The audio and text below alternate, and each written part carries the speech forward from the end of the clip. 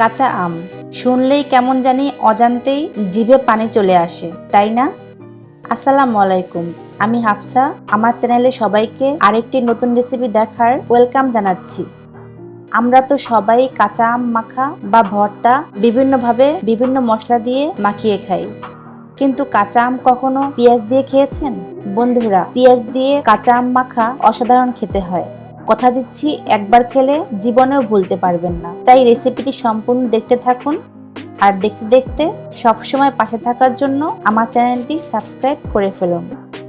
প্রথমে আম মাখা বানানোর জন্য আমি নিয়েছি এরকম মিডিয়াম সাইজের 3টি আম। এই আমগুলো এখন আমি অফ ক্যামেরায় কুচি করে কেটে নেব।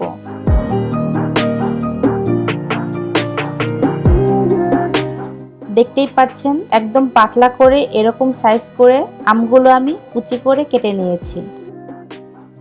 এরপরে কুচি করে কেটে নেওয়া আম প্লেটের এক সাইডে রেখে অন্য সাইডে দিয়ে দিব শুকনো তাওয়ায় তেলে নেওয়া 2টো শুকনো মরিচ। এরপরে দিয়ে দিব স্বাদ মতো লবণ। লবণের পরিমাণটা আপনারা আপনাদের স্বাদ অনুযায়ী দিবেন।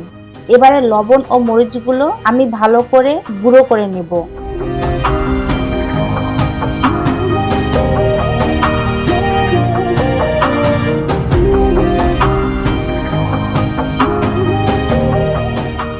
এরপরে এর মধ্যে দিয়ে দিব একটি মাঝারি সাইজের পেঁয়াজ, একদম পাতলা করে কুচি করে নেয়া। এবার পেঁয়াজ আর মরিচটাকে আমি ভালো করে মাখিয়ে নেব।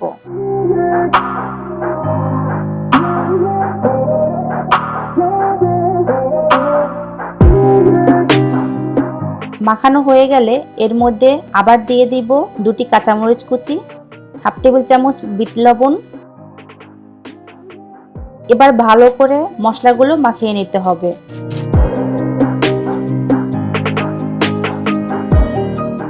এরপরে দিয়ে দিব 5 থেকে 6টি লেবু পাতা। লেবু পাতাগুলো মাঝখান থেকে ছিঁড়ে দিয়ে দিব।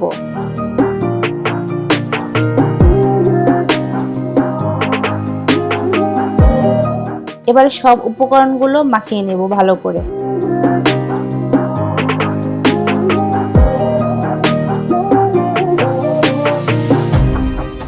আম মাখায় লেবু পাতা দিলে অসাধারণ একটি ফ্লেভার আসে।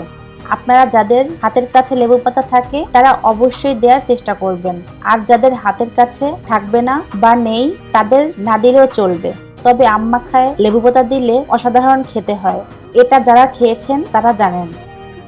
মাখানোর মাঝে দিয়ে দিব 2 টেবিল চামচ চিনি। চিনিটা আমি আমার স্বাদ অনুযায়ী দিয়েছি।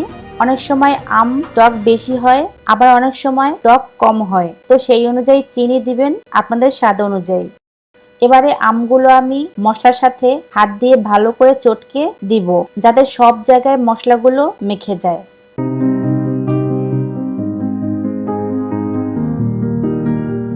তো ভিউয়ার্স, আপনারাও বাসায় বসে এভাবে আম মাখা বানিয়ে খেয়ে দেখবেন। কাঁচা পেঁয়াজ দিয়ে কাঁচা আম রেসিপি বানিয়ে খেয়ে কেমন হয় আমাকে কমেন্ট বক্সে জানাবেন। এই রেসিপিটি আমাদের দেশের বাড়িতে সবাই খেয়ে থাকে, পেঁয়াজ দিয়ে আম ভর্তা রেসিপি। তো সেটাই আপনাদের সাথে আজকে শেয়ার করলাম। আশা করছি আপনাদের কাছে ভালো লেগেছে। সবাই সুস্থ ও ভালো থাকবেন। আমার চ্যানেলটি সাবস্ক্রাইব করবেন। আল্লাহ হাফেজ।